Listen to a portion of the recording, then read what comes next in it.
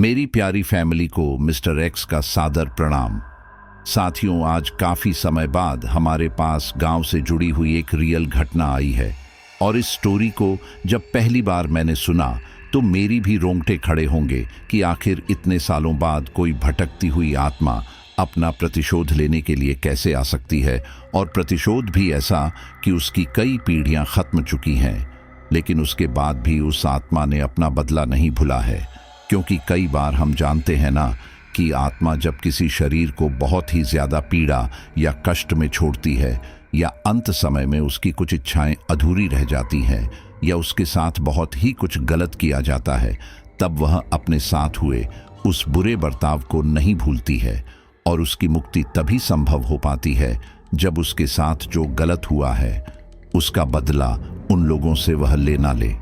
तो यह स्टोरी हमें एक सब्सक्राइबर ने ही सुनाई है जिनके गांव में यह घटना घटी थी, लेकिन यह उनके साथ नहीं बल्कि उनके एक दोस्त के साथ यह हादसा हुआ था, और उन्होंने अपने दोस्त से इस पूरी घटना को जाना था। अब उनके दोस्त तो ये बात शेयर कर नहीं पाए, लेकिन उन्होंने कहा कि हम इस स्टोरी को मिस्टर एक्स जी के पास भेजते हैं। और आप जानते ही हैं कि हम तो हमेशा इसी बात का इंतज़ार करते रहते हैं कि कब ज़्यादा से ज़्यादा गांव से जुड़ी हुई स्टोरीज़ हमारे पास आए, क्योंकि गांव की स्टोरी काफ़ी हद तक रियल होती है और आज से कई सालों पहले वहाँ पर ऐसी घटनाएं एक्चुअल में हुआ करती थीं। चाहो तो आप अपने दादा दादी या नाना नानी से कभी ट्राई करके देख लेना, उन्होंने भी कभी ना कभी ऐसी चीज़ों को फेस किया होगा। अच्छा, तो स्टोरी शुरू करें। तो जो भी साथी पहली बार आए हैं, अगर चैनल को सब्सक्राइब नहीं किया है तो सब्सक्राइब कर लीजिए और इस फैमिली का हिस्सा बन जाइए। तो चलिए अब आज की स्टोरी को शुरू करते हैं। ये कहानी मेरे दोस्त नीरज की है। हम दोनों स्कूल में साथ पढ़ते थे। उस समय नीरज ने मुझे गर्मी की छुट्टियों में हुई एक बेहद डरावनी घटना के बारे में मुझे बताया। मुझे नहीं पता कि ये सही है या नहीं, लेकिन उसने तो मुझे यही बताया। ये बात तब की है जब हमारे स्कूल की 1 महीने की गर्मी की छुट्टियां पड़ी थी और वो अपने परिवार के साथ अपने दादाजी के घर गया था। नीरज एक बंगाली परिवार से था और उसके दादा का घर आसनसोल में कहीं था। अब ये बात काफ़ी पुरानी है, इसलिए मुझे उसके गांव का नाम तो याद नहीं, लेकिन वो आसनसोल में ही कहीं था। खैर, वो अपने परिवार के साथ गांव गया। उसके पापा को काम था, इसलिए उन्होंने नीरज और उसकी माँ को यहाँ छोड़ा और खुद वापस हैदराबाद आ गए। गांव में नीरज के कजिन बहुत सारे थे जिनके साथ उसका मन लगा रहता था। यहाँ मैं आपको एक बात बता दूं तो नीरज के दादाजी गांव के जमींदार थे और उनकी गांव में अच्छी खासी जमीन जायदाद थी। नीरज के दादाजी को मिलाकर वो 4 भाई थे और नीरज के पिता उसके दादाजी की एकलौती संतान थे। जमीन जायदाद का बंटवारा नीरज के दादाजी के सभी भाइयों में बराबर बराबर हो चुका था, जिसकी वजह से वहां पर जमीन जायदाद को लेकर कोई परेशानी भी ना थी। सब लोग आपस में मिलजुल कर रह रहे थे। नीरज के दादाजी की गांव के बाहर एक हवेली भी थी जिस पर अब सिर्फ नीरज के परिवार का हक था, इसलिए कोई भी उस हवेली में आता जाता नहीं था। एक रोज नीरज जब अपने कजिन्स के साथ खेल रहा था, तब वे सारे खेलते खेलते उस बंद पड़ी हवेली तक आ गए।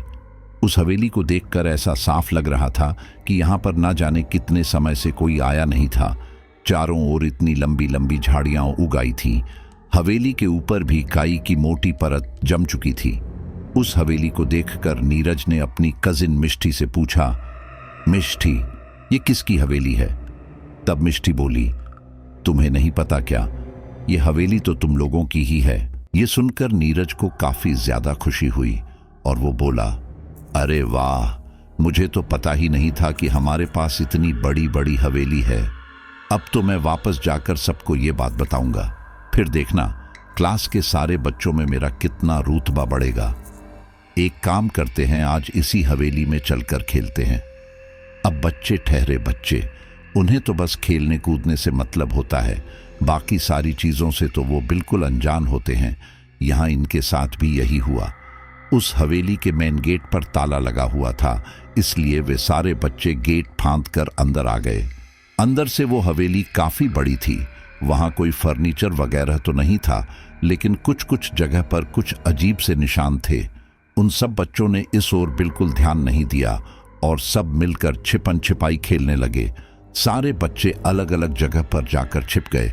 वहीं नीरज भी छिपने के लिए अंदर बने एक कमरे में गया। वहां उसने जमीन में अजीब सा कुछ देखा, जैसे मानो नीचे जाने के लिए कोई दरवाजा हो। इसी के साथ ही उसके ऊपर एक लाल धागा भी बंधा हुआ था, जो कि काफी पुराना लग रहा था। उस समय नीरज ने सोचा कि छिपने के लिए इससे अच्छी जगह और कहां मिलेगी। ये सोचकर वो उस दरवाजे से नीचे की ओर आ गया। नीचे की तरफ काफी ज्यादा अंधेरा था, लेकिन इतनी तपती गर्मी में भी यहाँ एक तरह की ठंडक थी। खेल के लिए नीरज बिना ज्यादा सोचे वहीं बैठा रहा और अब वो किसी के आने का इंतजार करने लगा। कुछ देर बाद उसने अपने कंधे पर किसी का हाथ महसूस किया। उस स्पर्श से नीरज काफी ज्यादा घबरा गया और धीमे से बोला, मिष्टी, प्रशांत, सुशमिता, देव, तुम में से कोई है क्या ये? इस पर दूसरी तरफ से आवाज आई, ओमी रूपा। वो आवाज सुनकर नीरज काफी ज्यादा घबरा गया। ठीक इसी दौरान वो आवाज दोबारा आई, तुम यहां के तो नहीं लगते। इस पर नीरज बोला, हाँ, मैं गर्मी की छुट्टियों में यहां आया था, लेकिन तुम कौन हो और यहां क्यों बैठी हो? रूपा बोली, तुम मेरी बात वैसे तो मानोगे नहीं, लेकिन फिर भी मैं तुम्हें बताती हूं। असल में मुझे एक नीच तांत्रिक ने मारकर यहां कैद कर दिया था और तब से मैं यहां कैद हूं। मुझे नहीं पता कि कितना समय हुआ है, लेकिन मैं यहां बहुत समय से कैद थी और अब जाकर मैं मुक्त हुई हूं। तुम्हारा बहुत बहुत शुक्रिया। इसके बाद वहां आवाज आना बंद हो गई। नीरज ने रूपा को आवाज दी, लेकिन उसे बदले में कोई आवाज नहीं आई। वहां काफी ज्यादा अंधेरा था, इसलिए नीरज कुछ देख भी नहीं पा रहा था। इसीलिए नीरज ऊपर आया और अब वो दरवाजे से बाहर आकर उस रोशनी से अंदर झांकने की कोशिश करने लगा। नीरज अंदर झांक ही रहा था कि तभी अचानक किसी ने उसके पीठ पर हाथ रखा। नीरज ने घबराते हुए जब पीछे मुड़कर देखा तो पाया कि यह उसका कजिन ही था और उसने उसे ढूंढ लिया था। वो बोला, इसी के साथ मैंने तुम्हें भी ढूंढ लिया और अब किसी और की बारी होगी। तब नीरज बोला, अरे इसकी छोड़ो, इस कमरे के अंदर कोई है। मेरी अभी उससे बात हुई थी, कोई लड़की थी, लेकिन यहां से कोई नजर नहीं आ रहा। नीरज ने इतना कहा ही था कि बाकी के बच्चे भी वहां आकर खड़े हो गए। तब नीरज ने उन्हें सारी बात बताई। तब यह सुनकर मिष्टी बोली, कहीं ये कोई भूतनी या चुड़ैल तो नहीं थी? यह सुनकर नीरज बोला, अरे ऐसा होता तो वो नुकसान तो पहुंचाती। उसने तो ऐसा कुछ नहीं किया। मुझे लगता है कि जरूर कोई गांव की लड़की होगी और वह हमें ऐसे उल्लू बना रही है। चलो चलकर अंदर देखते हैं कि अंदर है क्या। यह सुनकर नीरज का एक दूसरा कजिन बोला, लेकिन अंदर तो इतना ज्यादा अंधेरा है, हम देखेंगे कैसे? एक काम करते हैं, अभी घर चलते हैं। कल हम सारे लोग घर से टॉर्च वगैरह लेकर आएंगे और फिर इसके अंदर जाएंगे, तब देखेंगे कि इसके अंदर आखिर है तो है क्या। नीरज इस समय जाकर देखना चाहता था, लेकिन एक हिसाब से उसकी बात सही थी, क्योंकि अंदर कुछ भी दिखाई नहीं दे रहा था। इसीलिए वो लोग इसके बाद घर के लिए निकल पड़े। उसी रात जब नीरज सो रहा था तो अचानक शोर शराबा सुनकर उठ बैठा। कुछ लोगों का शोर कमरे के बाहर से आ रहा था। ये सुनकर नीरज की मां कमरे से बाहर आई और पूछने लगी कि आखिर हुआ क्या। तब उन्हें पता चला कि गांव के ही एक आदमी के घर पर कुछ अजीब सा सीन हो गया है। उसके घर की औरत अजीब तरह की हरकतें कर रही हैं। ये सुनकर नीरज की मां काफी ज्यादा घबरा गई, क्योंकि हमने अक्सर ये सुना था कि बंगाल साइड काला जादू वगैरह होते रहते हैं, लेकिन आज पहली बार हमें ये सब सुनने को मिला था। नीरज के रिश्तेदार जिनके घर पर वो लोग रुके थे, वो ऐसी छोटी मोटी बाधाएं उतार देते थे, इसलिए ही इतनी रात को वो लोग उनके घर पर आए थे। खैर, वह लोग उस आदमी के घर पर गए और कुछ झाड़ फूंक करके उनके घर की उस औरत को ठीक कर दिया।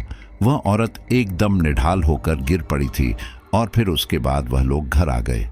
घर आकर उन्होंने बताया, मैंने उनकी बाधा उतारकर घर पर एक रक्षा सूत्र बांध दिया है। इससे वो दुष्ट आत्मा उनके घर में वापस नहीं आ सकेगी। लेकिन वो जो कुछ भी था, साधारण भटकती आत्मा तो नहीं थी। मैंने उसे उस घर से तो बाहर निकाल दिया है, लेकिन इससे ज्यादा तो मेरे बस का भी नहीं है। हमें जल्द से जल्द इस बारे में किसी और से बात करनी पड़ेगी। वरना कहीं ऐसा ना हो कि यह आफत गांव में और लोगों के घर में भी पहुंच जाए। यह सब सुनकर नीरज की मां काफी ज्यादा घबरा चुकी थी और अब घर के सारे लोग घर के अंदर ही रहने लगे थे। यहाँ तक कि घर के बच्चों को भी बाहर जाने की इजाजत नहीं थी। घर के सारे बच्चे अब घर के आंगन में ही खेलते और उसी दिन दोपहर को नीरज को किसी से पता चला कि उनका पुश्तैनी घर जो उनके हिस्से में आया था और बंद पड़ा था, वहां कोई गुस्सा था। अब ये सब सुनकर नीरज काफी ज्यादा घबरा गया और इसी दौरान नीरज को वो बात याद आई कि कैसे उस समय उसने दरवाजा खोलकर एक लड़की से ये सब सुना था। अब उसे लगने लगा था कि हो ना हो उसने किसी खतरनाक चीज को वहां से आजाद कर दिया है और वो वही है जो उस रात को उस आदमी के घर घुसी थी और अब उनके पुश्तैनी घर में घुसी होगी। नीरज को पता था कि वह उसे कोई नुकसान नहीं पहुंचाएगी, क्योंकि अगर उसे नीरज को नुकसान पहुंचाना ही होता तो बहुत पहले पहुंचा चुकी होती। इसलिए वह उससे बात करने के इरादे से गांव के बाहर बने उस घर में पहुंच गया जहां से यह सब शुरू हुआ था। इस दौरान वो अपनी मां से जिद करके बाहर खेलने जाने को बोलकर गया था। उसके कजिन आज उसके साथ नहीं थे, लेकिन उसे इससे कोई फर्क नहीं पड़ रहा था। नीरज ने वहां आकर हर जगह देखा, लेकिन उसे कोई भी नजर नहीं आया। कुछ देर बाद उसके कानों में वही आवाज पड़ी, तुम तो वही हो ना जिसने मुझे आजाद किया था, तुम यहां अब क्या लेने आए हो? तब नीरज बोला, क्या वह आप थी जो रात में उस आदमी की पत्नी को परेशान कर रही थी? वो लड़की बोली, हाँ, मुझे मेरी मौत का बदला चाहिए। मुझे मारने में उस आदमी के पिता ने भी उस दुष्ट तांत्रिक की मदद की थी, इसलिए मैं उसे उसकी सजा देना चाहती थी। तब नीरज बोला, तुम्हें अपना बदला उससे लेना चाहिए जिसने तुम्हारे साथ गलत किया है। भले ही इसमें उस आदमी का हाथ हो, लेकिन उसके परिवार वालों का तो कोई हाथ नहीं है, फिर उन्हें इसकी सजा क्यों? तब रूपा बोली, यह बात तुम नहीं समझोगे। मैंने अपने समय में क्या क्या झेला है वह तुम नहीं समझ सकते, क्योंकि तुम अभी बहुत छोटे हो। लेकिन मैं यह वादा करती हूं कि मैं किसी भी ऐसे परिवार को परेशान नहीं करूंगी जिसमें उसका कोई हाथ ना हो। मुझे सिर्फ मेरा प्रतिशोध पूरा करना है और एक बार अपना बदला लेने के बाद मैं यहाँ से आज़ाद हो जाऊंगी, और मैं आज़ाद होने के लिए ही ये सब कर रही हूँ। तब नीरज ने उससे पूछा, मुझे पता है तुम गलत नहीं हो, लेकिन तुम्हारे साथ ऐसा क्या हुआ था जिसकी वजह से तुम ऐसी हो गई? तब रूपा बोली, असल में आज से बहुत साल पहले मैं इसी गांव में रहा करती थी। मेरे मम्मी पापा गरीब किसान थे, लेकिन हमारे घर में इतना तो था ही कि हम एकदम सुकून से जी सकें। सब कुछ बहुत ही अच्छे से चल रहा था कि तभी अचानक गांव में ऐसा कुछ हुआ जिसने यह सब बदल कर रख दिया। इसके बाद रूपा अपने अतीत के गलियारों में कहीं गुम सी हो जाती है और उसके साथ जो भी हादसा हुआ था उसे मैं आपको अपने शब्दों में बयां करता हूं। दरअसल रूपा गांव के गरीब किसान की बेटी थी। घर में उसके अलावा उसके 3 भाई और 2 छोटी बहनें थीं। यह वह समय था जब लड़कियों की शादी जल्दी हो जाती थी और अब रूपा की भी शादी की उम्र हो चली थी, इसलिए उसके घर वाले उसके लिए एक लड़के की तलाश में थे। रूपा देखने में तो सुंदर थी, लेकिन उसके घर वाले इतने गरीब थे कि वह ज्यादा दहेज नहीं दे सकते थे, जिस वजह से उसकी शादी नहीं हो रही थी। ऐसे ही 1 साल निकल गया और रूपा अब 16 की हो चली थी। उसके घर वाले उसकी शादी की चिंता में थे कि एक दिन पता चला कि गांव के ही एक घर से एक जवान लड़की गायब है। यह बात पूरे गांव में आग की तरह फैल गई। सब लोग उस लड़की को भला बुरा कहने लगे, क्योंकि सब लोगों का कहना था कि वो किसी के साथ भाग गई है।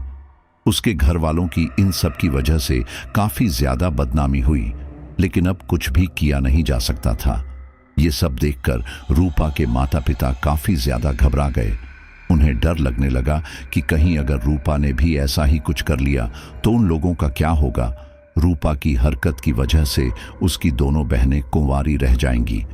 इसलिए अब उन लोगों ने सोच लिया था कि अगर रूपा के लिए उसकी उम्र का कोई लड़का नहीं मिल रहा है तो उसकी उम्र में ज्यादा इंसान से भी वह उसकी शादी करवा देंगे। इस बारे में रूपा से भी कुछ पूछा नहीं गया, लेकिन रूपा इससे भी खुश थी। क्योंकि वह अपने घर के हालात जानती थी, इसलिए उसने सोच लिया था कि चाहे जैसे भी लड़के से उसकी शादी हो, पर जैसे तैसे उसकी शादी हो जाए ताकि उसके माँ बाप का थोड़ा बोझ कम हो। इन्हीं सब के दौरान इसके अगले ही महीने गांव से दोबारा एक जवान लड़की गायब हो गई और इस बार भी सबको यही लगा कि वो लड़की भी किसी के साथ भाग चुकी है। अब तो हाल ये था कि लोग अपने घरों की लड़कियों को डरा धमका कर रखने लगे ताकि वह भी ऐसे किसी के साथ ना भाग जाए। लेकिन यहाँ इन सब का कोई फायदा नहीं हुआ, क्योंकि इन सब के 1 महीने बाद ही दोबारा से गांव की एक जवान लड़की गायब हो गई। लोग अब इस बात को थोड़ा गंभीरता से लेने लगे, क्योंकि अब तक 3 लड़कियां गायब हो चुकी हैं और अगर वह लड़कियां किसी के साथ भागती तो फिर गांव का कोई लड़का भी तो गायब होता। लेकिन यहाँ ऐसा कुछ नहीं था, और मान भी लो कि वह लड़कियां जिस लड़के के साथ भागी थी वह इस गांव से नहीं थे, फिर भी ऐसा कैसे हो सकता है कि वह सारी लड़कियां किसी दूसरे गांव के लड़कों के साथ ही भागें। यही सब सोचकर गांव के लोगों ने दिमाग लगाया कि हो ना हो कोई है जो गांव की गरीब घर की लड़कियों को अगवा कर रहा है, और शायद वह गरीब घर की लड़कियों को अगवा कर कहीं बेच देता होगा। इस बारे में उन लोगों ने गांव के सरपंच से बात की और कहा कि इस बारे में पुलिस में कंप्लेन की जाए, लेकिन गांव वाले नहीं माने, क्योंकि इससे गांव की बदनामी होती। यही सब सोचकर अब गांव के लोग अपनी अपनी लड़कियों का घरों के अंदर ही कैद करने लगे। उन सब का बाहर जाना बिल्कुल ही बंद कर दिया गया था। हालांकि कुछ लड़कियों को पानी लाने के लिए घर से बाहर जाना पड़ता था, लेकिन इस दौरान इस बात का बहुत अच्छे से ख्याल रखा जाता कि वह सारी लड़कियां घर वालों की देखरेख में ही बाहर जाए। यहाँ यह सारे लोग काफी अच्छे से इस बात का ख्याल रख रहे थे, लेकिन फिर भी वही हुआ जो नहीं होना चाहिए था। गांव से दोबारा कोई जवान लड़की गायब हो गई। अब रूपा के माँ बाप की चिंता दिन ब दिन बढ़ने लगी थी। उन्हें लगने लगा था कि कहीं अगला नंबर रूपा का ही ना हो। अगले महीने दोबारा से यही हुआ। अब क्योंकि यहाँ पर गरीब घरों की लड़कियां गायब हो रही थीं, तो इसीलिए गांव के पैसे वाले लोग और सरपंच को इन सब से घंटा कोई फर्क नहीं पड़ रहा था। वह इन सब की बातों को सुनते जरूर थे, लेकिन इस ओर ज्यादा ध्यान नहीं देते थे। ऐसे ही 2-3 महीने और निकल गए और हर महीने एक न एक लड़की गायब होती रहती। अब हाल तो यह हो गया था कि गरीब लोग अपने घर की बेटी को बचाने के लिए बड़ी उम्र के आदमियों से अपनी बेटियों को ब्याह कर भेजने लगे, और इसी दौरान ही पड़ोसी गांव के एक सुनार से रूपा की शादी तय हो गई। उस सुनार की उम्र 60 के आसपास थी। उसकी पत्नी की कुछ समय पहले मौत हो चुकी और अब वो दूसरी शादी करना चाहता था। रूपा काफी सुंदर थी, ऊपर से गरीब, जिसकी वजह से उसकी शादी आराम से रूपा के साथ तय हो गई। उसकी दहेज की कोई डिमांड भी नहीं थी, वो तो बस रूपा को ब्याह कर लाना चाहता था। उसके घर वाले इस बात से काफी खुश हुए और वह जल्द से जल्द रूपा की शादी उससे करना चाहते थे। इसलिए 1 महीने बाद ही उन्होंने रूपा की शादी तय कर दी। घर में शादी की सारी तैयारियां होने लगी थी कि ठीक इसी दौरान एक रात रूपा गायब हो गई। उसके घर वालों ने उसे काफी ढूंढा, लेकिन वह कहीं नहीं मिली। इन सब से रूपा के घर वालों की काफी ज्यादा बदनामी हुई, क्योंकि रूपा शादी से पहले गायब हो चुकी थी। लेकिन वो इसमें कुछ भी नहीं कर सकते थे। सब लोगों ने उसे मरा समझ लिया था, लेकिन असल में वो जिंदा थी। रूपा की जब आंख खुली तो उसने खुद को एक अंधेरी जगह पर पाया। वहां पर इतना ज्यादा अंधेरा था कि कुछ भी नजर नहीं आ रहा था। रूपा ने उठने की कोशिश की, लेकिन उसने पाया कि उसके हाथ पांव बंधे हुए थे। इसी के साथ ही मुंह में कपड़ा भी ठूंसा हुआ था। रूपा के पेट और पेट से निचले हिस्सों में काफी दर्द हो रहा था। उसे ये समझते देर न लगी कि उसकी अस्मत के साथ खिलवाड़ किया गया है। रूपा को इस बात का गहरा आघात लगा। उसने कभी नहीं सोचा था कि उसके साथ ऐसा कुछ हो जाएगा। वो ये सब सोचकर रो रही थी कि तभी अचानक उस बंद कमरे में ऊपर से रोशनी आई। रूपा के मन में अब यहां से बाहर जाने की आस बंधी और वो बड़ी उम्मीद से ऊपर की तरफ देखने लगी, लेकिन उसकी उम्मीदों पर जल्द ही पानी फिर गया। एक 35-40 वर्षीय शख्स नीचे आया। इस दौरान उसके हाथ में लालटेन थी और उस लालटेन की रोशनी में रूपा ने उस आदमी का चेहरा देखा। ये कोई और नहीं बल्कि गांव के जमींदार का खास आदमी था। उसके खेतों में रूपा के भाई मजदूरी किया करते थे और रूपा उसे काका बुलाती थी। अब इससे पहले कि रूपा कुछ समझ पाती, वो आदमी बोला, तू तो काफी खूबसूरत और जवान हो गई है। मेरा तो एक बार में मन ही नहीं भरा, इसलिए यहां आ गया। और ये अच्छा है कि तुझे होश आ गया, वरना मुझे लगता कि मैंने तेरी बेहोशी की हालत में तेरा साथ ऐसा किया। अब वैसे भी परसों तू मरने ही वाली है, इसलिए अभी मुझे ये करने दे। इसके बाद उसने दोबारा से रूपा की अस्मत को तार तार किया। बेचारी रूपा ना तो अपने लिए चिल्ला पा रही थी और ना ही इसका विरोध कर पा रही थी। अगले दिन भी रूपा के साथ ये सब होता रहा। अपनी अस्मत को ऐसे तार तार होता देख रूपा बुरी तरह से टूट चुकी थी। लेकिन अब भी उसके साथ ये सब यहाँ खत्म नहीं हुआ। इसकी अगली रात उस कमरे का दरवाजा दोबारा खुला और इसी के साथ ही दो आदमी आए और रूपा को जबरन अपने साथ ऊपर ले जाने लगे। ऊपर जाकर उसने देखा कि उस घर के बाहर आंगन में बीचों बीच एक कुंड में आग जलाकर गांव का जमींदार प्रश्नजीत कुछ अजीब से मंत्र पढ़ रहा था।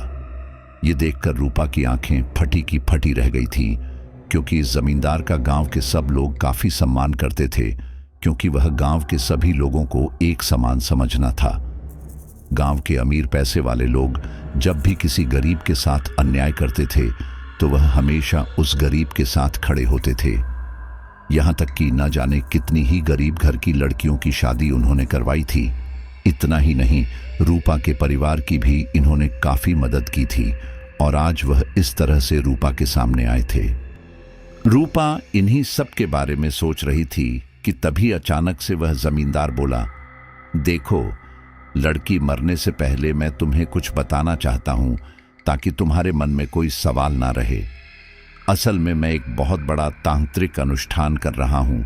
ये होने के बाद मैं काफी शक्तिशाली हो जाऊंगा और इस अनुष्ठान में 11 अमावस्या तक मुझे 11 जवान लड़कियों की बलि देनी होगी और आज तुम मेरी आखिरी बलि हो। इसके बाद मैं इतना ज्यादा शक्तिशाली हो जाऊंगा कि मौत भी मेरे नाम से कांपेगी। ये सब सुनकर रूपा काफी ज्यादा घबरा गई। इसी दौरान उस जमींदार ने कहा कि अब रूपा को यहां लेकर आया जाए, क्योंकि उसकी बलि का समय हो गया है। रूपा जाना नहीं चाहती थी, लेकिन फिर भी उसे वहां लेकर आया गया और इसके बाद रूपा का सिर धड़ से अलग कर दिया गया। इन सब के बाद उस जमींदार के चेहरे पर राहत के भाव आ गए और फिर उसके बाद उन सब ने मिलकर रूपा के शरीर के टुकड़े टुकड़े कर वहीं आंगन में गाड़ दिया और फिर उसके बाद वे सारे अपने अपने घर चले गए। वह तांत्रिक जब सुबह उठा तो उसके शरीर में तेज दर्द होने लगा। उसने वैद्य को दिखाया और उन्होंने उसे कोई जड़ी बूटी दे दी। इसकी अगली ही रात जब वो तांत्रिक अपने घर के आंगन में टहल रहा था, तभी अचानक उसकी नजर अपने घर की दीवार पर पड़ी। उसने यह देखा कि उसके घर की दीवार पर कोई अजीब सा साया बैठा हुआ था। वह उस साये के पास जाने लगा और बोला, कौन हो तुम और इतनी रात गए मेरे घर पर क्या कर रहे हो? कुछ समय तक तो उस साये में कोई हरकत नहीं हुई, लेकिन फिर थोड़ी ही देर बाद उस साये ने अपना चेहरा ऊपर की ओर उठाया। उसे देखकर वह जमींदार डर के मारे थोड़ा पीछे हो गया, क्योंकि वो कोई और नहीं बल्कि रूपा थी। उसे देखकर जमींदार बोला, तुम यहां, मैंने तो तुम्हारी बलि दे दी थी ना? रूपा चेहरे पर एक वहशी मुस्कान ली बोली, हाँ, तुमने मुझे मार डाला था, लेकिन मुझे मुक्ति नहीं मिली, जिसकी वजह से मैं यहां वहां भटक रही हूं और अब मैं तुम्हें भी वैसे ही मारकर अपनी मौत का बदला लूंगी। ये सब सुनकर वो काफी ज्यादा घबरा गया, लेकिन फिर अगले ही पल उसने अपनी हिम्मत इकट्ठी की और फिर वो अजीब से मंत्रों का उच्चारण करने लगा। ये देखकर रूपा के चेहरे के भाव बदले और वो बोली, अभी तो मैं जा रही हूं, लेकिन याद रखना, अगर मुझे मेरा बदला नहीं मिला तो इसकी कीमत तुम्हारा पूरा खानदान चुकाएगा। इसके बाद वो वहां से चली गई। जमींदार अब काफी ज्यादा घबरा चुका था। उसे समझ नहीं आ रहा था कि आखिर क्यों रूपा की आत्मा ऐसे भटक रही है, और यही सब जानने के लिए अगले दिन उसने अपने उस आदमी को बुलाया जिसने रूपा की इज्जत के साथ खेला था। ये सब सुनकर वो बोला, मालिक, शायद उसकी कोई इच्छा होगी तभी वो ऐसे भटक रही है। ये सुनकर जमींदार बोला, ऐसा नहीं हो सकता, मैंने जो तांत्रिक क्रिया की थी उसके हिसाब से इन लड़कियों की बलि के बाद इनकी आत्मा का भक्षण शैतान करते, जिससे इनके इस तरह से भटकने का सवाल ही नहीं उठता। अगर ये ऐसे भटक रही है तो इसका मतलब है कि मेरी ये साधना पूरी नहीं हुई थी। ये सुनकर वो बोला, ऐसा कैसे हो सकता है? आपने तो सारी साधना बहुत अच्छे से की थी, फिर ये असफल कैसे हो सकती है? ये सुनकर जमींदार बोला, मैंने वो साधना अच्छे से पूरी की थी, इसलिए मेरी साधना में कोई कमी नहीं थी, बल्कि शायद कमी इस लड़की में थी। ये सुनकर वो बोला, ऐसा कैसे हो सकता है? ये लड़की कुंवारी ही तो थी जिसकी शादी की जा सके। ये सुनकर जमींदार कुछ सोचकर बोला, इसकी शादी भले ही ना हुई हो, लेकिन हो सकता है कि इसका किसी के साथ चक्कर हो और उसके साथ इसके संबंध हो, तभी ये हो सकता है। ये सुनकर उसके पसीने छूटने लगे, क्योंकि उसने सपने में भी नहीं सोचा था कि ऐसा कुछ हो जाएगा। अब हाल ये था कि अगर उसने इस बारे में जमींदार को बताया तो पता नहीं वो उसके साथ क्या करे, इसलिए उसने इस बारे में उसे कुछ नहीं बताया और कहा, इसका किसी के साथ कोई चक्कर ही रहा होगा, तभी ये हुआ। लेकिन अब जो हो गया सो हो गया, अब ये सोचो कि आगे क्या करना है। ये सुनकर जमींदार बोला, इस लड़की की आत्मा को तब तक मुक्ति नहीं मिलेगी जब तक कि इसके दोषियों को सजा ना मिल जाए, और उसके दोषी हम हैं, तो अब वो हमें जान से मारकर ही दम लेगी। लेकिन फिलहाल तो वो एक भटकती तुच्छ आत्मा है और मैं शक्तिशाली तांत्रिक, इसलिए मैं उसे कैद करके अपनी मौत टाल दूंगा। उसके बाद उस जमींदार ने अपने काले जादू से रूपा को कैद करने की पूरी योजना बना ली थी कि तभी उसी शाम को जब जमींदार का वो साथी घर आया तो उसे घर के बाहर से चीखने चिल्लाने की आवाज आई। वो आवाज सुनकर जब वो दौड़कर घर के अंदर आया तो उसने देखा कि घर में हाहाकार मचा हुआ था, क्योंकि उसकी 15 साल की बेटी घर से गायब थी। वो अपनी सहेली के घर जाने का बोलकर निकली थी, लेकिन ना ही वो अपनी सहेली के घर गई और ना वापस घर आई थी। गांव में वैसे ही जवान लड़कियां गायब हो रही थीं और आज उसकी बेटी भी गायब थी। सब लोग उसके बारे में भी बातें बनाने लगे थे कि हो ना हो वो किसी लड़के के साथ भाग गई थी। अपनी बेटी के बारे में ये सब सुनकर उसका खून खौल उठा था, क्योंकि वो अपनी बेटी से बहुत प्यार करता था और आज गांव के लोग उसके चरित्र पर उंगली उठा रहे थे। इसी बात को लेकर उसकी कुछ लोगों से काफी बहसबाजी भी हो चुकी थी, लेकिन वो कितनों का मुंह बंद करवाता। उसे उसकी बेटी की काफी चिंता हो रही थी। उसने पूरे गांव में उसे ढूंढा, लेकिन वो उसे कहीं नहीं मिली। थक हार कर उसने सोचा कि वो पुलिस में इस बारे में कंप्लेन करेगा, लेकिन गांव के लोगों ने उसे ऐसा करने नहीं दिया, क्योंकि गांव में पुलिस आती तो उनके गांव की बदनामी होती।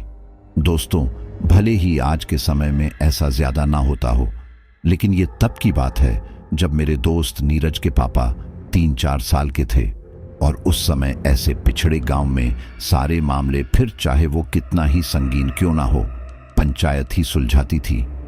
अपनी बेटी को ढूंढने के लिए उसने जमींदार से मदद मांगी और कहा कि हम अपने इसी गांव में ढूंढ सकते हैं, लेकिन पुलिस गांव के बाहर भी ढूंढ सकती है, इसीलिए मेरी मदद कीजिए। यहां पर जमींदार बिल्कुल नहीं चाहता था कि पुलिस यहां आए, क्योंकि अगर पुलिस यहां आती तो उन्हें बाकी की लड़कियों के बारे में भी पता चलता और फिर उनका भेद खुल सकता था।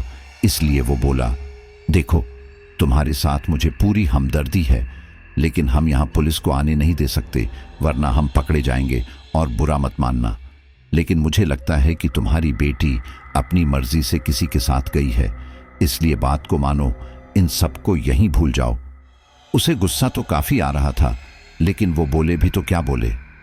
इसी दौरान उसी रात जब वो सो रहा था, तभी रूपा की आवाज उसके कानों में पड़ी, काका, अपनी बेटी के जाने से आप काफी परेशान हो, और किसी की बेटी की अस्मत के साथ खिलवाड़ करने से पहले आपके हाथ नहीं कांपे। ये सुनकर वो बोला, मुझे माफ कर दो, मैं अपने किए पर बहुत शर्मिंदा हूं। ये सुनकर रूपा बोली, देखो, तुम्हारी बेटी फिलहाल सुरक्षित है, लेकिन अगर तुमने मेरा काम नहीं किया तो मैं उसे मार डालूंगी। ये सुनकर उसे काफी खुशी हुई कि चलो, उसकी बेटी सुरक्षित तो है, और अब वो उसे बचाने के लिए जो रूपा चाहती है वो करके अपनी बेटी को बचा लेगा। तब रूपा ने उससे कहा कि वो पूरे गांव में जमींदार की पोल खोल दे। इन सब के लिए वो भी मान गया, क्योंकि जरूरत पड़ने पर जमींदार ने भी उसकी मदद नहीं की थी। वहीं दूसरी तरफ जमींदार ने रूपा को कैद करने की पूरी योजना बना ली। अब बस उसे रूपा को बुलाना था। जमींदार तांत्रिक क्रिया का सामान लेकर उसी जगह पर गया जहां उसने रूपा को कैद करके बलि दी थी, और वहां उसने अपने खास आदमी की बेटी को बेहोश देखा। ये देखकर वो वहां से सीधा उसके घर गया और उसे ये सब बताया। दोनों दौड़ते हुए जब वहां आए तो उन्हें वो कहीं न दिखी। उन लोगों ने पूरा घर छान मारा, लेकिन वो शायद यहां से जा चुकी थी। यही सब देखकर जमींदार बोला, देखो तुम चिंता मत करो, वो हमें मिल जाएगी, वो इसी गांव में कहीं होगी। ये सुनकर अब इससे पहले कि उसका साथी कुछ बोलता, उसके सिर पर पानी की एक बूंद ऊपर से आई। उसने हैरानी से जब ऊपर देखा तो डर के मारे उसका मुंह खुला का खुला रह गया था, क्योंकि ऊपर की तरफ उसकी बेटी छत से उल्टा लटक रही थी। इस दौरान वो भयानक ढंग से मुंह फाड़े उन दोनों को ही देख रही थी। ये सब देखकर जमींदार बोला, अपने आप को संभालो, ये तुम्हारी बेटी नहीं बल्कि वही रूपा है। ये हमें कमजोर करना चाहती है, लेकिन ये समय कमजोर होने का नहीं है। ये सुनकर वो रोते हुए बोला, लेकिन जमींदार जी, इसने मेरी बेटी के ऊपर कब्जा किया हुआ है और ये उसे इतनी आसानी से तो नहीं छोड़ेगी। जमींदार बोला, तुम उसकी चिंता मत करो, ये सिर्फ एक आत्मा है और मैं तांत्रिक, भले ही मेरी वो क्रिया सफल ना हुई हो, लेकिन मैं इसे आसानी से काबू कर सकता हूं। इसके बाद उस जमींदार ने कुछ अजीब से मंत्रों का उच्चारण करना शुरू किया। इन सब से रूपा को काफी गुस्सा आया और वो उस लड़की के शरीर में ही रहते हुए बोली, तुम लोगों ने मेरे साथ इतना गलत किया। मेरी शादी होने वाली थी और तुम लोगों ने मेरा अपहरण कर मेरे साथ पहले रेप किया और फिर मुझे मार दिया। यहां तक कि तुम लोगों की वजह से मुझे तो सम्मान से अंतिम संस्कार भी नसीब नहीं हुआ। मैं तुम दोनों से बदला लेकर रहूंगी, भले ही इसके लिए मुझे कुछ भी करना पड़े। ये बोलकर उसने ऊपर से ही किसी बिल्ली की तरह जमींदार के आदमी पर छलांग लगाई। ये सब देखकर वो काफी ज्यादा घबरा गया, क्योंकि अब उसकी प्यारी बेटी भयानक ढंग से मुंह फाड़े उसे ही देख रही थी। अब इससे पहले कि वो कुछ समझ पाता, उस लड़की के शरीर में मौजूद रूपा ने अपने हाथों से उस आदमी का सीना फाड़ना शुरू कर दिया। इन सब से वो आदमी दर्द के मारे करहा उठा, लेकिन तभी जमींदार के मंत्रों का असर रूपा पर हुआ और वो एक झटके से धक्का खाकर दूर जा गिरी। ऐसा होने से उस लड़की के सिर में चोट आई और खून रिसने लगा। ये देखकर उसका पिता काफी ज्यादा घबरा गया, क्योंकि आज उसकी वजह से उसकी बेटी इस हालत में थी। वो एकदम बेबस होकर यह सब देखने लगा। उसकी बेटी दोबारा से उठने की कोशिश करने लगी, लेकिन फिर तभी जमींदार ने दोबारा से कोई मंत्रोच्चारण किया, जिसकी वजह से वह सीधा दीवार से जा टकराई। उसके नाक मुंह से खून रिस रहा था, जो कि नीचे की धरती को भिगो रहा था। तभी वह बोली, ये सब मुझे नहीं बल्कि तुम्हारी बेटी को नुकसान पहुंचा रहा है। मेरा क्या है, मैं तो इसके शरीर से निकल जाऊंगी, लेकिन इसके बाद यह भी नहीं बचेगी और इसकी मौत की जिम्मेदार मैं नहीं बल्कि तुम होगे। ये सुनकर उस लड़की का पिता काफी ज्यादा घबरा गया और उसने बिना कुछ सोचे समझे जमींदार को धक्का देकर नीचे गिरा दिया। इससे जमींदार को काफी ज्यादा गुस्सा आया और वह बोला, तुम्हारा दिमाग तो ठिकाने पर है, ये तुम क्या कर रहे हो? तुम बात को समझते क्यों नहीं? ये तुम्हारी बेटी नहीं है, ये तुम्हारी बेटी के साथ साथ हम दोनों को भी मार डालेगी। इसीलिए मुझे मेरा काम करने दो। अगर सब सही रहा तो तुम्हारी बेटी भी बच जाएगी और हम दोनों भी। अब इससे पहले कि वो कुछ कहता, पीछे से उसकी बेटी ने आकर उसके सिर पर एक भारी चीज दे मारी और बोली, मैं तुम्हें काका बोलती थी, तुम दोनों का इतना सम्मान करती थी और तुम दोनों ने ही मेरे साथ इतना बुरा किया। मैं तुम दोनों को बिल्कुल नहीं छोड़ने वाली, क्योंकि तुम लोग इंसान के बीच में छुपे हुए वह दरिंदे हो जिनके यहाँ रहने का कोई मतलब नहीं है। तुम जैसे लोग अगर हमारे समाज में रहे तो आम लोगों को नुकसान ही पहुंचाओगे। ये बोलकर उसने उसके ऊपर दोबारा वार करना चाहा, लेकिन तभी जमींदार ने अपने ठीक पीछे जमीन में मौजूद वो दरवाजा खोल दिया और फिर वो बोला, मुझे पता है कि तू मुझे नुकसान नहीं पहुंचा सकती, लेकिन याद रखना, मैं जितना घटिया इंसान हो सकता हूं इसका तुझे अंदाजा नहीं है। अगर तुमने ज्यादा कुछ किया तो मैं तेरे परिवार को भी मौत की नींद सुला दूंगा, जैसे तेरा किसी को कोई पता नहीं चला, उन लोगों का भी कोई पता नहीं चलेगा। सबको यही लगेगा कि बदनामी की वजह से वह लोग गांव छोड़कर जा चुके हैं। यह सब सुनकर रूपा कुछ समय के लिए सोच में पड़ गई। इसी दौरान मौके का फायदा उठाकर जमींदार ने अपने पास पड़ा हुआ एक फूलदान तेजी से उठाकर उस लड़की के ऊपर दे मारा। वह लड़की जमीन पर गिरकर तड़पने लगी, लेकिन जमींदार यही नहीं रुका। उसने दोबारा से उस फूलदान से उस लड़की के सिर के ऊपर तब तक वार किया जब तक कि उसका शरीर शांत ना पड़ गया। उसका पिता फटी फटी आंखों से वहीं खड़े खड़े यह सब देख रहा था, लेकिन कुछ भी बोलने की उसकी हिम्मत नहीं हो रही थी, क्योंकि उसे पता था कि उसकी बेटी खुद उसकी जान की दुश्मन बनी बैठी है। जब उस लड़की का शरीर एकदम शांत पड़ गया, तब जमींदार उठा और बोला, देखो, मैं ये सब करना नहीं चाहता था, लेकिन तुम मेरी मजबूरी समझ ही सकते हो। ये हम दोनों को मार डालती, इसलिए मुझे मजबूरी में यह सब करना पड़ा। लेकिन वह कुछ ना बोला। वह बस अपनी बेटी के निर्जीव पड़े शरीर को देखता रहा। फिर जमींदार ने अपने साथ लाए हुए सामान में से सिंदूर निकाला और फिर उसे उस लड़की के शरीर के ऊपर कुछ मंत्र उच्चारण करते हुए छिड़क दिया। ऐसा होते ही रूपा ने उसका शरीर छोड़ दिया। तभी उस जमींदार ने कुछ मंत्रोच्चारण किए। इससे रूपा काफी ज्यादा चीखने चिल्लाने लगी, लेकिन वो जमींदार यहीं नहीं रुका। कुछ देर तक मंत्र उच्चारण करने के बाद वह जमींदार बोला, देख रूपा, तू मेरा कुछ नहीं बिगाड़ सकती, लेकिन याद रख, अगर अभी तूने मेरी बात नहीं मानी तो मैं तेरे घर वालों को जिंदा नहीं छोड़ूंगा। तू अभी इस घर के नीचे बनी कोठरी के अंदर चली जा, नहीं तो। ये सुनकर रूपा बिना ज्यादा समय गंवाए उस कोठरी के अंदर चली गई। इसके बाद उस जमींदार ने कुछ मंत्र उच्चारण करते हुए उस कोठरी के दरवाजे पर एक रक्षा सूत्र बांधा और कहा, चलो, अब ये मुसीबत हमेशा के लिए टल चुकी है। मैंने इसे इस कोठरी में कैद कर दिया है। ये सुनकर उसका साथी बोला, आपने इसे कैद क्यों किया? आपको इसे खत्म करना चाहिए था ना, क्योंकि पता नहीं ये यहां से कैसे निकल पड़े और हमें नुकसान पहुंचाए। ये सुनकर वो जमींदार बोला, ये कोई इंसान नहीं बल्कि आत्मा है और आत्मा को नष्ट नहीं किया जा सकता। इसी वजह से इसको हम सिर्फ कैद कर सकते हैं, और यह ऐसे में यहां से आजाद भी तभी हो सकती है जब यहां से कोई यह रक्षा सूत्र हटाकर दरवाजा खोलेगा। लेकिन तुम इसकी चिंता मत करो, यहां पर मेरे अलावा और कोई नहीं आता और ना ही कोई आएगा, तो यह हमेशा यही ही कैद रहेगी। अब जो हो गया उसे भूल जाओ और अपनी बेटी के क्रियाक्रम की तैयारी करो, लेकिन किसी को भी यह ना पता लगने पाए कि यहां पर क्या हुआ था। इसके बाद भारी मन से उसने अपनी बेटी का अंतिम संस्कार किया और फिर इन सबको भूलने की कोशिश करने लगा। इसके बाद रूपा अपने वर्तमान में लौटी और नीरज से बोली, मुझे पता है अभी तुम बहुत छोटे हो, इसलिए तुम इनमें से कई बातों का मतलब नहीं समझे होगे, लेकिन तुमसे बात करके, तुम्हें अपने बारे में बताकर मेरा दिल काफी ज्यादा हल्का हो गया है।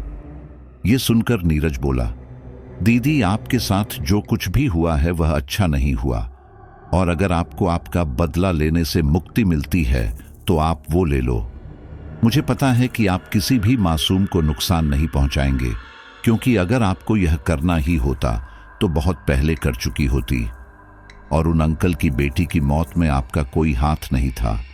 आप तो बस उसके शरीर का सहारा लेकर गांव के सभी लोगों को इन लोगों की काली सच्चाई बताना चाहती थी, लेकिन यह लोग काफी ज्यादा ताकतवर निकले। आप जो करना है आराम से करो, अब मैं निकलता हूं, मेरी माँ मेरा इंतजार कर रही होगी। इसके बाद नीरज वहां से चला गया। उसी रात रूपा दोबारा से जमींदार के घर पर आई, लेकिन यहां उसे दोबारा से सिवाय सन्नाटे के कोई नहीं मिला। बदले की आग में तड़पती रूपा अब गुस्से में पूरे गांव में भटक रही थी। वह कैसे भी करके उस जमींदार और उस आदमी से अपनी मौत का बदला लेना चाहती थी।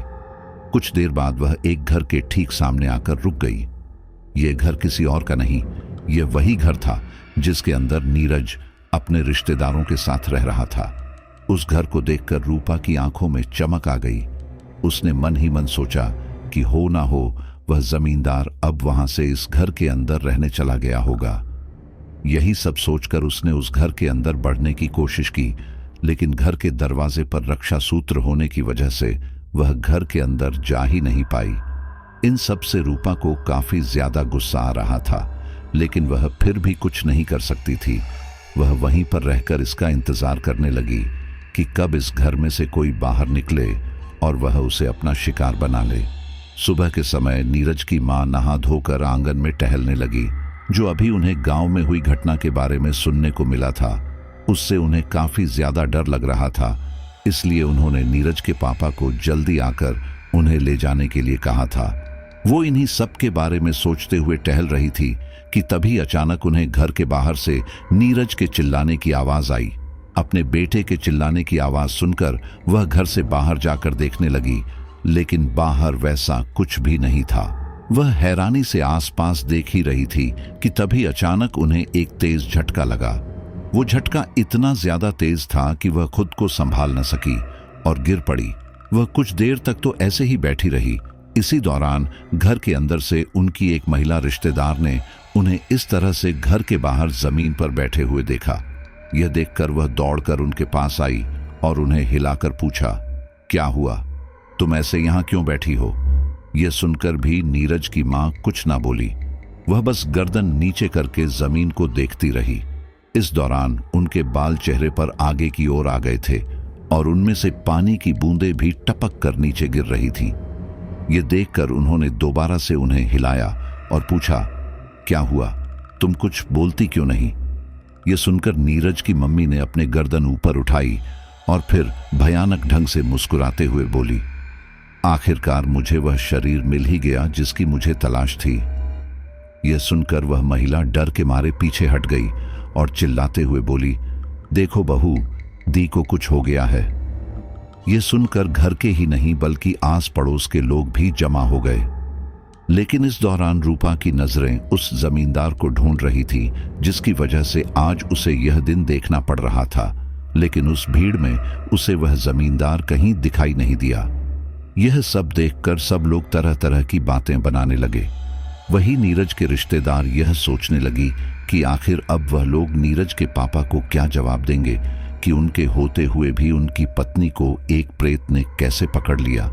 सारे लोग हैरानी से नीरज की मां को देख ही रहे थे कि तभी नीरज की मां बोली, देखो, मेरी तुम लोगों से कोई जाति दुश्मनी नहीं है। मैं तुम लोगों को कोई नुकसान नहीं पहुंचाना चाहती, बल्कि मैं तो यह चाहती हूं कि जिसकी वजह से आज मैं इस हालत में हूं, मैं उसे मौत के घाट उतार दूं। इसलिए उस आदमी को, यानी उस जमींदार प्रश्नजीत और उसके खास आदमी को मेरे हवाले कर दो। यह सुनकर सारे लोग काफी ज्यादा हैरान हुए, क्योंकि जमींदार प्रश्नजीत की तो सब काफी ज्यादा इज्जत किया करते थे। उसने सबके दिलों में इतना झूठा जाल जो बुना था। ये सब सुनकर नीरज के रिश्ते में चाचा लगने वाला एक शख्स बोला, देखा, तुम चाहे जो कोई भी हो, क्या तुम्हें यह नहीं पता कि जमींदार प्रश्नजीत कितने नेक और भले इंसान थे? उन्होंने कितने लोगों की मदद की थी। ये सुनकर रूपा हंसते हुए बोली, नेक और भला इंसान, वह भी प्रश्नजीत? वह कितना बड़ा कमीना इंसान था, यह तुम लोग सोच भी नहीं सकते। इसके बाद रूपा ने सभी लोगों को सारी बात बताई। यह सारी बातें सुनकर सारे लोग आपस में खुसुर फुसुर करने लगे, क्योंकि प्रश्नजीत की गांव में इतने सालों से जो इज्जत थी, उसकी वजह से गांव का हर इंसान उसका सम्मान करता था। लेकिन रूपा की कही हुई बातों में भी सच्चाई थी, क्योंकि उस समय गांव की कई लड़कियां गायब हुई थी और हर महीने गायब हुई थी, तो यह कोई इत्तेफाक तो नहीं हो सकता। ये सब सुनकर और अपने परिवार के ऊपर इस तरह का दाग लगता देखकर नीरज के रिश्तेदार बोले, ऐसा हो ही नहीं सकता। तुम्हारे पास इसका कोई सबूत है? हम क्यों तुम्हारी बात मान लें? यह सुनकर रूपा बोली, मैं तुम सभी के सामने खड़ी हूं। मेरी मौत का जिम्मेदार जमींदार प्रश्नजीत और उसका वह खास आदमी है। मेरी मौत से पहले उसने खुद अपने सारे गुनाह मेरे सामने कबूल किए थे। तुम लोग मेरी बात मानो या ना मानो, लेकिन यही सच है और मुझे इससे कोई फर्क भी नहीं पड़ता कि तुम लोगों को मेरी बात का यकीन नहीं। मुझे बस मेरी मौत का बदला लेने से मतलब है। वह दोनों मुझसे छुपे हुए हैं, और याद रखना, उन दोनों को मेरे सामने अगर तुम लोग नहीं लेकर आए तो फिर मैं इस औरत को मार डालूंगी। ये सुनकर पड़ोस की एक महिला बोली, लेकिन जमींदार प्रश्नजीत तो मर चुका है। बहुत साल पहले उसे एक बहुत खतरनाक बीमारी हो गई थी, जिस वजह से उसका पूरा शरीर धीरे धीरे करके गलने लगा था, और इस वजह से उसकी मौत हो गई। और रही बात उसके खास आदमी की, तो उसकी भी मौत अभी 10-12 साल पहले हो चुकी है।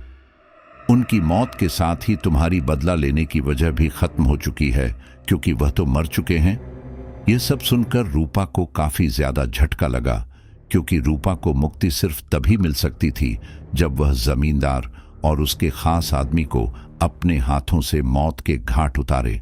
लेकिन उनकी मौत के साथ ही रूपा की मुक्ति का यह रास्ता हमेशा के लिए बंद हो गया। फिर कुछ देर बाद रूपा उठी और बोली, भले ही जमींदार मर चुका है, लेकिन उसका परिवार तो अभी जीवित होगा। मैं उससे अपनी मौत का बदला लूंगी, उसके परिवार के आखिरी वंश को मार डालूंगी। अब अगर तुम लोग अपनी जान बचाना चाहते हो तो उसे मेरे सामने लेकर आओ, वरना याद रखना, मैं यहां पर एक एक को मार डालूंगी। ये सब सुनकर सारे लोग काफी ज्यादा घबरा गए। वहीं नीरज के रिश्तेदार, जो कि थोड़ा बहुत टोना टोटका जानते थे, उन्होंने तेजी से मंत्र उच्चारण करना शुरू कर दिया। इन सब से रूपा को काफी ज्यादा गुस्सा आया और उसने अपने सामने मौजूद एक महिला की गर्दन पकड़ ली और कहा, बहुत हो गया तुम सभी का नाटक। तुम सभी लोगों की वजह से मेरे साथ इतना बुरा हुआ। तुम लोग चाहते तो यह सब रोक सकते थे। तुम लोग चाहते तो जब पहली एक लड़की का अपहरण हुआ तभी इस बारे में कुछ किया जा सकता था, लेकिन ऐसा कुछ भी नहीं हुआ। तुम लोगों की वजह से वह लड़की भी मारी गई और मैं भी, और मैं तो यहां वहां भटक रही हूं। अगर तुम सबकी मौत से मैं आजाद होती हूं तो मैं इससे भी नहीं चूकूंगी, क्योंकि अगर मुझे जीने का हक नहीं था तब तुम लोगों को भी नहीं है। रूपा यह सब बोलकर अब इससे पहले कि उस महिला की गर्दन मरोड़ती, अंदर से नीरज दौड़कर उस तरफ आ गया। उसे वहां देखकर रूपा अपनी जगह पर मानो जड़ सी हो गई। वह हैरानी से नीरज को देखने लगे, क्योंकि उसे यह नहीं पता था कि नीरज भी इसी घर का बेटा है। वह नीरज को हैरानी से देख रही थी कि तभी नीरज की एक रिश्तेदार महिला बोली, बेटा तू यहाँ क्या कर रहा है? तू जल्दी घर के अंदर भाग जा, ये तुझे मारना चाहती है। ये सुनकर रूपा को काफी ज्यादा हैरानी हुई और वह बोली, तुम जमींदार प्रश्नजीत के पोते हो? नीरज बोला, हाँ, लेकिन आप? यह सब सुनकर रूपा के हाथ उस महिला के गर्दन पर ढीले पड़ गए। रूपा को यह समझ नहीं आ रहा था कि वह अब अपनी मुक्ति के लिए नीरज की जान ले या नहीं। नीरज भी हैरानी से अपनी मां के शरीर में मौजूद रूपा को देख रहा था। उसे यह नहीं पता था कि उसकी मौत से ही रूपा को मुक्ति मिलेगी। इसके बाद रूपा ने उस महिला को छोड़ा और इसके बाद कुछ देर तक नीरज को देखने के बाद नीरज की मां बेहोश होकर वहीं गिर पड़ी, जिसका मतलब था कि रूपा ने नीरज की मां को छोड़ दिया था। किसी को भी यह समझ नहीं आ रहा था कि आखिर रूपा जब अपना बदला लेने के इतने पास थी तो उसने यह क्यों किया। उसकी जगह अगर कोई और होता तो वह अपना बदला जरूर लेता, लेकिन यहां रूपा ने ऐसा कुछ नहीं किया। इन सब के बाद उन लोगों ने घर की सुरक्षा बढ़ा दी और नीरज और उसकी मां को घर से बाहर जाने पर पूरी तरह से रोक लगा दी। वहीं दूसरी तरफ नीरज के पापा को भी इस बारे में बता दिया गया और वह वापस आने के लिए निकल पड़े। 2-3 दिन बाद नीरज के पापा वहां आए और फिर वह नीरज और उसकी मम्मी को लेकर जाने लगे। जाने से पहले नीरज ने एक बार अपने गांव के दोस्तों से मिलने की इच्छा जाहिर की। नीरज के गले में एक ताबीज बनाकर डलवा दिया गया था, जिससे कि वह लोग इस बात से निश्चित हो सके कि रूपा नीरज को नुकसान नहीं पहुंचाएगी। इसलिए उन लोगों ने नीरज को जाने दिया।